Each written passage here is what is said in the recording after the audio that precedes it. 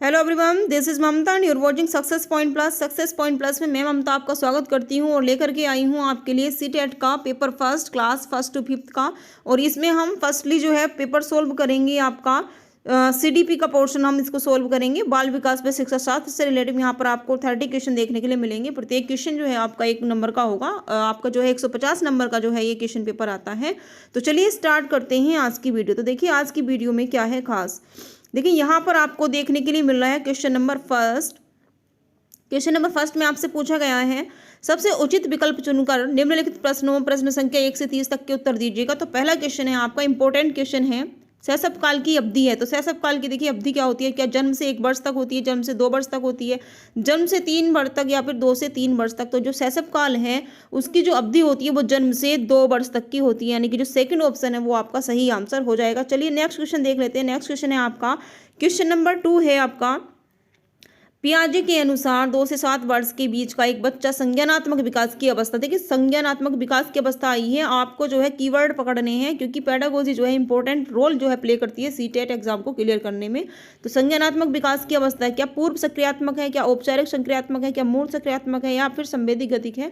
तो जब हम बात कर लेते हैं 2 से 7 वर्ष, देखिए यहाँ पर जो है टाइम पीरियड दिया गया है 2 से 7 वर्ष तक का जो बच्चा है, तो यहाँ पर जो है आपका जो कि पियाजे के अनुसार है, तो यहाँ पर जो है आपका आंसर जो है सही हो जाएगा पूर्व सक्रियात्मक अवस्था। तो पूर्व सक्रियात्मक अवस्था देख लेते हैं, फर्स्ट में है तो सेकंड का जो है फर्स्ट ऑप्शन आपका सही हो जाएगा। नेक्स्ट ऑप्शन है आपका, नेक्स्ट क्वेश्चन है क्वेश्चन नंबर 3 है आपका स्क्रीन पर, विकास से की ओर बढ़ता है। तो देखिए क्या बढ़ता है, विकास सामान्य से विशिष्ट की ओर बढ़ता है या फिर जटिल से कठिन की ओर या फिर विशिष्ट से सामान्य की ओर या फिर साधारण से आसान की तरफ जो है ये बढ़ता है।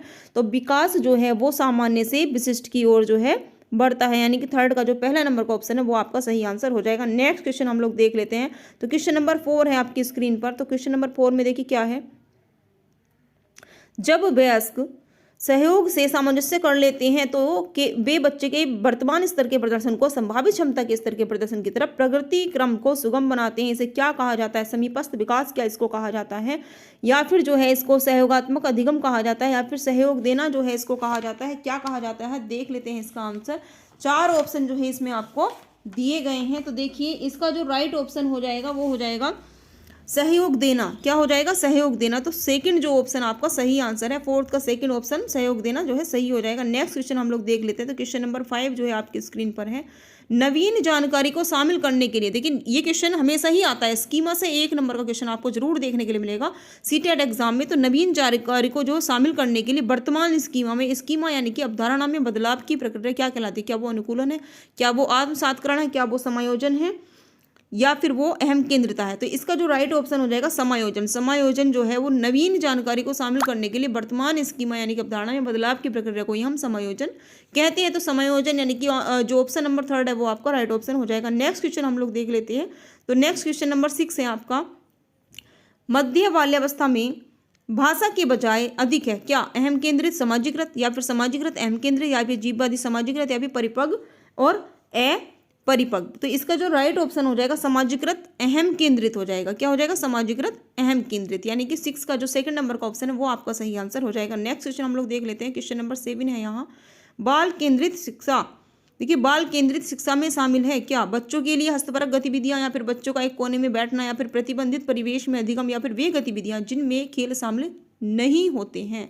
तो बाल केंद्रित अगर शिक्षा की हम बात करें तो बच्चों को एक कोने में भी नहीं बिठाना है ना, प्रतिबंधित परिवेश में भी अधिगम नहीं हो सकता, बच्चों के लिए हस्तपरक गतिविधियां, तो बच्चों के लिए हस्तपरक गतिविधियां इसका जो है राइट ऑप्शन है। मैंने आपको कीवर्ड्स बताए थे, टैग वर्ड्स बताए थे कि जहां पर बच्चा सबसे ज़्यादा जो है एक्टिव होता है, सबसे ज़्यादा जो है एक्टिवनेस उसमें जो है फील होती है, वही आपका जो है राइट ऑप्शन हो जाएगा। तो 7 का फर्स्ट ऑप्शन आपका सही हो जाएगा। नेक्स्ट क्वेश्चन देख लेते हैं।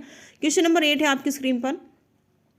तो देखिए कक्षा अध्यापक ने राघव को अपनी कक्षा में अपने कीबोर्ड पर स्वयं द्वारा तैयार किया गया मधुर संगीत बजाते हुए देखा। कक्षा अध्यापक ने विचार किया कि राघव में बुद्धि उच्च स्तरीय के, क्या स्थानिक है, शारीरिक गतिबोधक है, संगीत में है या फिर भाषाई है। तो यहाँ पर जो संगीत में, क्योंकि संगीत की बात यहाँ पर की जा रही है, तो संगीत में आपका जो है राइट ऑप्शन हो जाएगा। नेक्स्ट क्वेश्चन हम लोग देख लेते हैं। क्वेश्चन नंबर 9 है आपका, जब एक शिक्षक यह समझता है कि स्वाभाविक रूप से लड़के गणित में लड़कियों से अच्छे हैं, यह दर्शाता है। देखिए यहाँ लड़के और लड़कियों की बात हो रही है, यानी कि जो लिंग जेंडर जो पक्षपाती यहाँ पर जो है बात की जा रही है, इसमें कुछ भी नहीं देखना है आपको। अगर लिंग अनुपात से जो है आपका एक क्वेश्चन जो है आता है तो लिंग जेंडर पक्षपाती जो है उससे रिलेट करता है। नेक्स्ट क्वेश्चन हम लोग देख लेते हैं। क्वेश्चन नंबर 10 है आपका, समावेशी शिक्षा मानती है कि हमें को के अनुरूप बदलना है, किसको, बच्चे को, व्यवस्था को, परिवेश को या फिर बच्चे को। तो देख लेते हैं इसमें आंसर नंबर कौन सा आपका सही होने वाला है। तो इसमें देखिए व्यवस्था को समावेशी शिक्षा मानती है कि हमें व्यवस्था को, बच्चे को नहीं बदलना है, व्यवस्था को बच्चे के अनुरूप, यानी कि बच्चे को तो यहाँ पर गॉड मान लिया जाता है, भगवान मान लिया जाता है, बच्चे को हमें तकलीफ कष्ट बिल्कुल नहीं देना है, केवल हमें उसको जो है उसके अनुसार अपने आप को जो है ढाल लेना है, सारी व्यवस्था को हमें उसके अनुरूप जो है बना लेना है। तो 10th का जो है सेकंड नंबर का ऑप्शन बिल्कुल सही हो जाएगा। नेक्स्ट क्वेश्चन देख लेते हैं, क्वेश्चन नंबर 11 है आपका। क्वेश्चन नंबर 11, बच्चों में ज्ञान की रचना करने और अर्थ का निर्माण करने की क्षमता होती है। इस परिप्रेक्ष्य में एक शिक्षक की भूमिका देखिए कैसी होती है, तालमेल बैठाने वाली, संप्रेषक और व्याख्याता की, या फिर सुगमकर्ता की, या फिर निर्देशक। तो राइट ऑप्शन आपको क्या लग रहा है, पॉजिटिव जो है इसमें आंसर होना चाहिए। तो जो सबसे सटीक जो आंसर है वो है आपका सुगमकर्ता की, यानी कि क्वेश्चन नंबर 11 का थर्ड जो है ऑप्शन आपका सही हो जाएगा। नेक्स्ट क्वेश्चन हम लोग देख लेते हैं, क्वेश्चन नंबर 12 है आपकी स्क्रीन पर। इनमें से कौन सी विशेषता प्रतिभाशाली बच्चों की नहीं है। तो देखिए कौन सी विशेषता नहीं है, विशेषता पूछिए प्रतिभाशाली बच्चों की पूछिए। उच्चतर श्रेणी की मानसिक क्रियाएं, उच्च आत्म क्षमता, या फिर निम्न, देखिए यहाँ पर निम्न दिया गया है, जबकि प्रतिभाशाली बच्चों की यहाँ पर जो है बात हो रही है।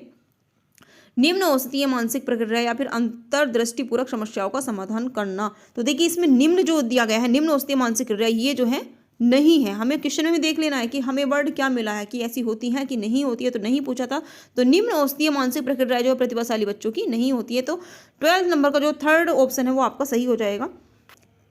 एक मिनट रुकिएगा, चलिए अब हम देख लेते हैं क्वेश्चन नंबर 13। क्वेश्चन नंबर 13 है आपकी स्क्रीन पर। कोलबर्ग के सिद्धांत के पूर्व परंपरागत, देखिए कोलबर्ग ने नैतिकता के जो है सिद्धांत दिए थे, तो इसमें जो है पूर्व परंपरागत जो है स्तर की बात की गई है। कोई नैतिक निर्णय लेते समय एक व्यक्ति निम्नलिखित में से किस तरह जो है प्रवृत्त होगा, अंतर्निहित संभावित दंड, या फिर व्यक्तिगत आवश्यकताएं तथा इच्छाएं, या फिर व्यक्तिगत मूल्य, या फिर पारिवारिक अपेक्षाएं। तो इसमें जो है आपका जो राइट ऑप्शन हो जाएगा। तो देखिए राइट ऑप्शन इसमें क्या होने वाला है, ध्यान से देखिएगा। आपको जो है कोलबर्ग को, थॉर्नडाइक को, स्किनर को, सबको जो है पाब्लो वगैरह को अच्छे से जो है रेडी कर लेना। यहाँ से जो है काफ़ी क्वेश्चन देखने के लिए मिलेगा। और बात करूँगा जीन पियाजे की, तो जीन पियाजे को भी आपको बहुत अच्छे से जो है रीड करना है, स्टडी करना है। उसमें जो है कोई भी पॉइंट आपका छूटना नहीं चाहिए। काफ़ी क्वेश्चन जो है आपको स्किनर से, सॉरी जीन पियाजे से जो है ज़्यादा जो है क्वेश्चन आपको देखने के लिए मिलेंगे। तो यहाँ पर देखिए आपका ऑप्शन हो जाएगा अंतर्निहित संभावित दंड। क्या हो जाएगा, अंतर्निहित संभावित दंड, यानी कि 13 का जो है फर्स्ट ऑप्शन आपका सही आंसर हो जाएगा। नेक्स्ट क्वेश्चन की हम बात करें तो क्वेश्चन नंबर 14 है आपकी स्क्रीन पर, सॉरी क्वेश्चन नंबर 14 है आपकी स्क्रीन पर। देखिए शिक्षार्थियों अधिगमकर्ता, शिक्षार्थियों का मतलब यानी कि अधिगमकर्ता की वैयक्तिक विभिन्नताओं के संदर्भ में शिक्षिका को चाहिए विविध प्रकार की अधिगम परिस्थितियों को उपलब्ध कराना, या फिर निम्नात्मक पद्धति के आधार पर समस्याओं का समाधान करना, या फिर कलन विधि यानी कि जो एल्गोरिदम का अधिकतर प्रयोग करना, या फिर याद करने के लिए शिक्षार्थियों को तथ्य उपलब्ध कराना। तो यहाँ पर जो है देखिए जहाँ पर आएगा विविध प्रकार की, क्योंकि विभिन्न प्रकार की अधिगम परिस्थितियाँ होंगी तो वो और अच्छे से जो है हर एक तरह से जो है जो शिक्षार्थी हैं उसमें सीख पाएंगे। तो जो शिक्षिका है उसको ऐसा जो है करना चाहिए। तो 14 क्वेश्चन का फर्स्ट ऑप्शन जो है आपका राइट ऑप्शन हो जाएगा। नेक्स्ट क्वेश्चन देख लेते हैं। तो क्वेश्चन नंबर 15 है आपकी स्क्रीन पर। निम्नलिखित में से कौन सा बाल विकास का एक सिद्धांत नहीं है। तो देखिए बाल विकास का सिद्धांत कौन सा नहीं है, 4 ऑप्शन आपके सामने हैं। सभी विकास का एक क्रम का पालन करते हैं, सभी विकास जो है वो एक क्रम का पालन करते हैं, विकास के सभी क्षेत्र महत्वपूर्ण है, या फिर सभी विकास परिपक्वन अथवा तथा अनुभव की अंतःक्रिया का परिणाम होते हैं, या फिर सभी विकास तथा अधिगम एक समान गति से जो है वो आगे बढ़ते हैं। तो जिसमें देखिए सभी विकास आएगा और अधिगम जो है एक समान गति से आगे बढ़ते हैं। सभी विकास आएगा और अधिगम क्या करते हैं एक समान, यानी कि जो 4th नंबर है आपका ऑप्शन का वो सही हो जाएगा। 15 का 4th नंबर आपका सही होने वाला है। नेक्स्ट क्वेश्चन है आपका क्वेश्चन नंबर 16। तो देखिए क्वेश्चन नंबर 16 में क्या है खास, निम्नलिखित में से कौन सा आकलन करने का सर्वाधिक उपयुक्त, सबसे जो सही तरीका है, सबसे जो उपयुक्त तरीका है वो हमें देख लेना है।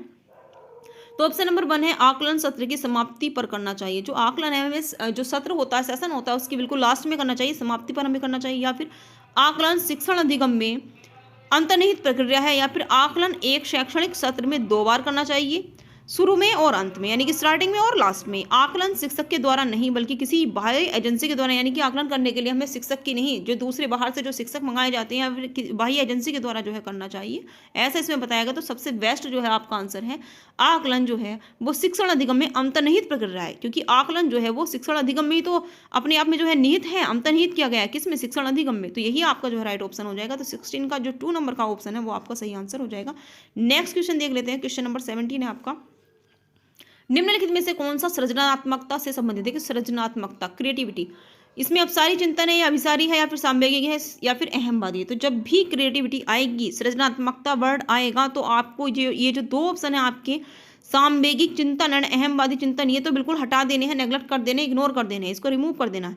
केवल दो ही ऑप्शन आपके पास रहेंगे, अपसारी और अभिसारी। इसी में भी जो है बच्चे कंफ्यूज हो जाते हैं। तो आप एक बात ध्यान में रखिए, सृजनात्मकता यानी कि जो क्रिएटिविटी है, जिस बच्चे में सृजनात्मकता होगी, क्रिएटिविटी होगी, वो क्या होगा, और भी ज़्यादा जो है वो अच्छे से सीखने वाला, सिखाने वाला होगा, अपने आप में क्या होगा, वो परिपूर्ण रहेगा, है ना। उसके अंदर क्या होगी, सृजनात्मकता होगी, नई नई चीज़ों को बनाने का जो है उसके मन में आइडियाज़ जो है, विचार आते रहेंगे। तो देखिए, एक होता है अपसारी, एक होता है अभिसारी। तो अपसारी ही जो है, अपसारी से मतलब मानेगा फैलाव का, यानी कि उसका जो उसका एरिया है, फिर जो उसकी क्रिएटिविटी की जो क्षमता है, उसमें क्या हो जाता है, इंक्रीज हो जाता है, वो इंक्रीजमेंट जो है उसमें हो जाता है, वो बढ़ जाती है और भी ज़्यादा, है ना। तो अपसारी जो है राइट ऑप्शन हो जाएगा। सृजनात्मकता से आप ध्यान रखिएगा कि अपसारी चिंतन जो है रिलेट करता है। तो 17 का फर्स्ट नंबर का जो है ऑप्शन बिल्कुल सही हो जाएगा। नेक्स्ट क्वेश्चन देख लेते हैं। क्वेश्चन नंबर 18 है आपका, बच्चों के बारे में निम्नलिखित कथनों में से किस कथन से वाइगोत्स्की सहमत होते हैं। तो देखिए, वाइगोत्स्की, बच्चे समवयस्कों और वयस्कों के साथ सामाजिक अंतःक्रियाओं के माध्यम से सीखते हैं।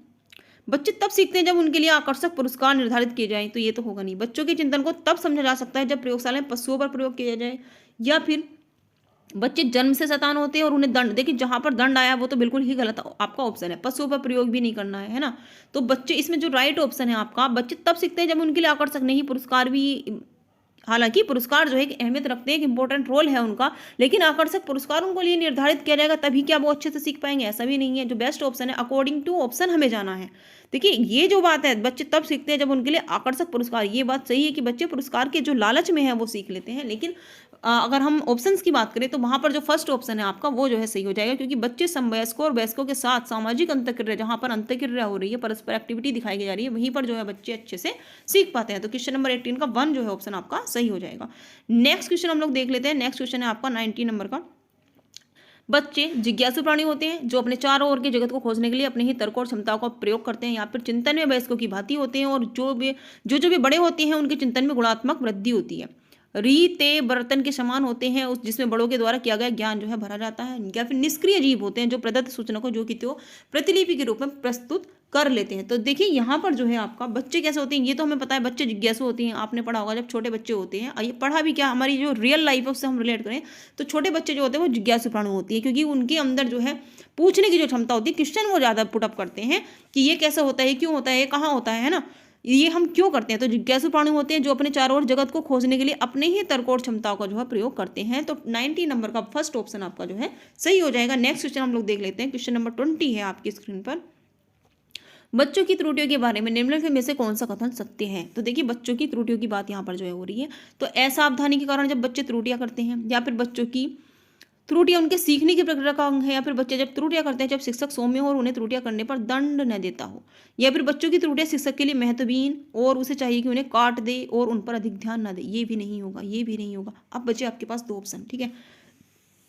तो देखिए, ये बात तो सही है कि बच्चों की जो त्रुटि है उनके सीखने की तो प्रक्रिया है। जब बच्चे त्रुटि करेंगे, एरर करेंगे, डांट वो खाएंगे, या फिर देखिए जब बच्चा त्रुटि करता है तो हम उसको जो है मना करते हैं कि ऐसे नहीं करते, या फिर हो सकता है बच्चा एक बार त्रुटि करे तो उसको जो है वहाँ पर चोट लगे, या फिर उसको लगे कि ये काम मुझे नहीं करना चाहिए, तभी तो वो ठीक से उस काम को करेगा। यानी कि जो एरर होती हैं, जो त्रुटियां होती हैं, वो एक सीखने की तो एक प्रक्रिया का जो है अंग होता है। अगर हम गलती ही नहीं करेंगे तो हमें पता कैसे चलेगा कि इसमें सुधार क्या होना है ना। तो बच्चों की त्रुटियां जो है उनकी सीखने की प्रक्रिया का अंग है। तो 20 नंबर का जो सेकंड ऑप्शन है वो आपका सही हो जाएगा। नेक्स्ट क्वेश्चन देख लेते हैं। क्वेश्चन नंबर 21 है आपकी स्क्रीन पर, अध्यापक को यानी सुनिश्चित करना चाहिए कि उसकी कक्षा के सभी शिक्षार्थी अपने आप को स्वीकृत और सम्मानित समझें। इसके लिए शिक्षक को चाहिए कि वह कड़े नियम बनाए, बच्चे उनका पालन न करें, उन्हें दंड दे, ये नहीं होगा। वंचित पृष्ठभूमि से आने वाले बच्चों का तिरस्कार, देखिए तिरस्कार भी निगेटिव वर्ड है, वो भी नहीं होगा। आगे पढ़ने की आवश्यकता ही नहीं है। या फिर उन शिक्षार्थियों को पता लगाए जो अच्छी अंग्रेजी बोल सकते हो और संपन्न घरों से हों, तथा उन्हें आदर्श के रूप में प्रस्तुत करें। या फिर अपने शिक्षार्थियों की सामाजिक और सांस्कृतिक पृष्ठभूमि की जानकारी वो प्राप्त करे और कक्षा में विविध, देखिए विविध आया है, विविध मतों को प्रोत्साहित करे। तो यही आपका जो है राइट ऑप्शन हो जाएगा। तो 21 का 4 जो है राइट ऑप्शन हो जाएगा आपका। नेक्स्ट क्वेश्चन देख लेते हैं। क्वेश्चन नंबर 22 है आपकी स्क्रीन पर। तो देखिए 22 में क्या है, सुरेश सामान्य रूप से एक शांत कमरे में अकेले पढ़ना चाहता है, जबकि मदन एक समूह में अपने मित्रों के साथ पढ़ना चाहता है। यह उनके विभिन्नता के कारण है, मूल्यों की, या फिर अभिक्षमता की, या फिर अधिगम शैली की, या फिर परावर्तकता स्तर की। तो देखिए यहाँ पर जो बात हो रही है ये बात हो रही है आपकी अधिगम शैली की, किसकी? अधिगम, उसकी जो सीखने की शैली है, जो अधिगम की शैली है, वो ही बिल्कुल क्या है? विभिन्नता है। तो 22 का जो है थर्ड ऑप्शन आपका सही हो जाएगा। नेक्स्ट क्वेश्चन हम लोग देख लेते हैं। क्वेश्चन नंबर 23 है आपकी स्क्रीन पर। भारत में भाषिक विभिन्नता बहुत है। इस संदर्भ में विशेषकर कक्षा 1 और कक्षा 2 की प्राथमिक स्तर पर बहुभाषिक कक्षाओं के बारे में सर्वथा उपयुक्त कथन है। तो पहला कथन है आपका, शिक्षार्थियों को अपनी मातृभाषा या स्थानीय भाषा का प्रयोग करने पर दंडित किया जाए, या फिर विद्यालय में उन्हीं बच्चों को प्रवेश दिया जाए जिनकी मातृभाषा वही हो जो शिक्षा के लिए अपनाई जा रही है, या फिर शिक्षक को सभी भाषाओं का सम्मान करना चाहिए और सभी भाषाओं में अभिव्यक्ति के लिए बच्चों को प्रोत्साहित करना चाहिए, या फिर जो बच्चे कक्षा में मातृभाषा का उपयोग करते हैं अध्यापक को उनकी उपेक्षा करनी चाहिए। देखिए जहाँ निगेटिव वर्ड है वहाँ तो आपका जो है आंसर होने वाला है नहीं। तो शिक्षक को क्या करना चाहिए? सभी भाषाओं का जो है सम्मान करना चाहिए। तो क्वेश्चन नंबर जो है आपका जो था ये आपका क्वेश्चन नंबर 23। तो क्वेश्चन नंबर 23 का जो है आपका थर्ड नंबर का ऑप्शन बिल्कुल सही हो जाएगा, क्योंकि सभी भाषाओं को हमें साथ में लेकर के चलना है। सभी भाषाओं का हमें जो अभिव्यक्ति की जो है ध्यान रखना है, बच्चों को हमें प्रोत्साहित भी करना है। तो बेस्ट ऑप्शन आपका थर्ड हो जाएगा। तो नेक्स्ट क्वेश्चन हम लोग देख लेते हैं। नेक्स्ट क्वेश्चन है आपका क्वेश्चन नंबर 24। तो देखिए क्वेश्चन नंबर 24 में प्रकृति पोषण विवाद में प्रकृति से क्या अभिप्राय है? हमारे आसपास का वातावरण, जैविक विशेषताएं या वंशानुक्रम, एक व्यक्ति की मूलवृत्ति, या फिर भौतिक और सामाजिक संसार की जटिल शक्तियां। तो देखिए इसमें है जैविकी विशिष्टताएं या वंशानुक्रम सूचनाएं। तो ये जो है 24 का सेकंड नंबर का ऑप्शन आपका सही हो जाएगा। 25 देख लेते हैं। 25 में क्या पूछा गया है? देखिए जनसंचार माध्यम समाजीकरण का एक महत्वपूर्ण माध्यम बनता जा रहा है। जनसंचार का जो माध्यम है वो समाजीकरण का क्या बनता जा रहा है? एक महत्वपूर्ण माध्यम बनता जा रहा है। नीचे दिए कथनों में से कौन सा सबसे उपयुक्त जो है कथन है? सबसे सटीक आंसर हमें जो है यहाँ पर देख लेना है। तो संचार माध्यम पदार्थों के विज्ञापन और विक्रय के लिए एक अच्छा माध्यम है, या फिर समाजीकरण केवल माता पिता और परिवार के द्वारा किया जाता है, या फिर जनसंचार माध्यमों को की पहुंच बढ़ रही है और जनसंचार माध्यम अभिवृत्ति और मूल्यों और विश्वासों को प्रभावित करता है, या फिर बच्चे संचार माध्यमों के साथ प्रत्यक्ष रूप से अंतःक्रिया नहीं कर पाते। ये भी नहीं होगा, ये भी नहीं होगा। दो बचे आपके पास में, ठीक है ना। संचार माध्यम पदार्थों के विज्ञापन और विक्रय के लिए एक अच्छा माध्यम है, ये भी ठीक लग रहा है। जनसंचार माध्यम की पहुंच बहुत बढ़ रही है, ये भी बात सही है। और जनसंचार माध्यम अभिवृत्तियों, मूल्यों और विश्वासों को प्रभावित करता है, यानी कि जो थर्ड नंबर का जो है आपका ऑप्शन है वो बिल्कुल सही हो जाएगा। 25 का थर्ड, यानी कि 25 का third option is the right option. 26 देख लेते हैं। 26 नंबर का क्वेश्चन है आपकी स्क्रीन पर। बच्चे किस प्रकार से सीखते हैं? नीचे दिए कथनों में से कौन सा इस प्रश्न के विषय में सही नहीं है? सही नहीं है। बच्चे केवल कक्षा में सीखते हैं ऐसा तो नहीं है। बच्चे तब सीखते हैं जब वे संज्ञानात्मक रूप से तैयार हों, या फिर बच्चे अनेकों प्रकार से सीखते हैं। बच्चे सीखते हैं क्योंकि वे स्वाभाविक रूप से प्रेरित होते हैं। तो देखिए बच्चे जो है कैसे सीखते हैं? बच्चे केवल कक्षा में सीखते हैं। अच्छा, इसमें पूछा गया था सही नहीं है, हाँ नहीं है।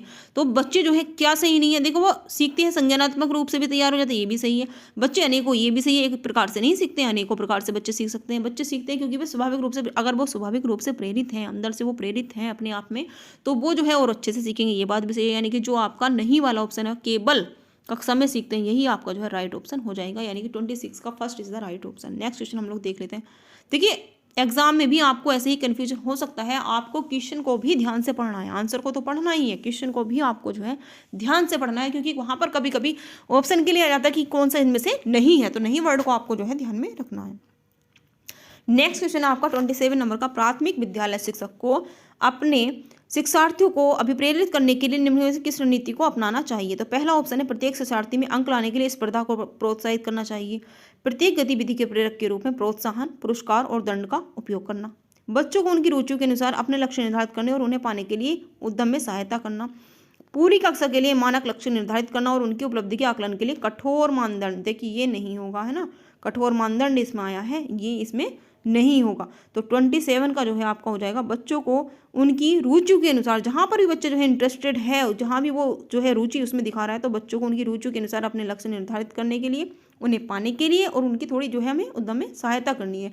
तो 27 का थर्ड ऑप्शन जो है बिल्कुल सही आंसर आपका हो जाएगा। नेक्स्ट क्वेश्चन है आपकी स्क्रीन पर क्वेश्चन नंबर 28। निम्नलिखित में से कौन सा समाजीकरण का एक प्रमुख कारण है? देखिए समाजीकरण की बात हो रही है, तो क्या परिवार है, कंप्यूटर है, आनुवंशिकता है, या फिर राजनीतिक दल है? तो परिवार जो है वो समाजीकरण का एक प्रमुख कारण होता है, क्योंकि बच्चा सबसे पहले जो है परिवार में ही रहता है, तो वो परिवार से ही जो समाजीकरण की प्रक्रिया उसकी स्टार्ट हो जाती है। तो 28 का फर्स्ट ऑप्शन जो है आपका सही हो जाएगा। 29 नंबर का हम देख लेते हैं।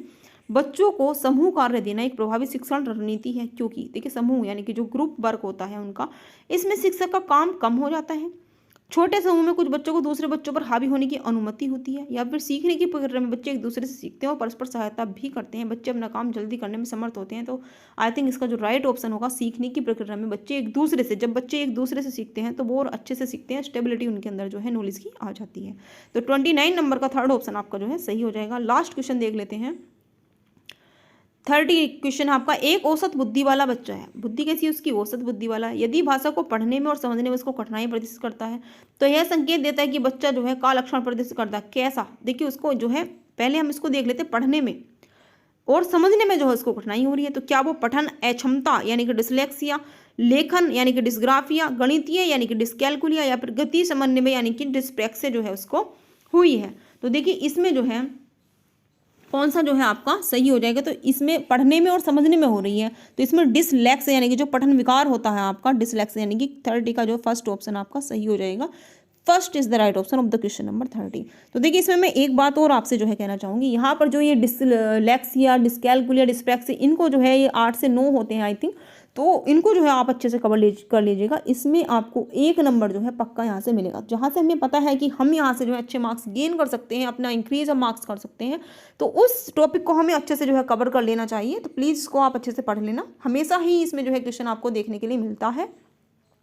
तो आई होप आज का जो पेपर था वो आपको अच्छा लगा होगा, आपको जो है समझ में आ गया होगा। पेडागोजी को अच्छे से रिवाइज कीजिएगा, अब ज़्यादा टाइम आपके एग्जाम में नहीं बचा है, तो अपना जो रिवीजन स्टार्ट कीजिएगा, अपने जो PYQs हैं, पेपर्स, प्रैक्टिस पेपर्स हैं, उसको जो है सॉल्व कीजिएगा।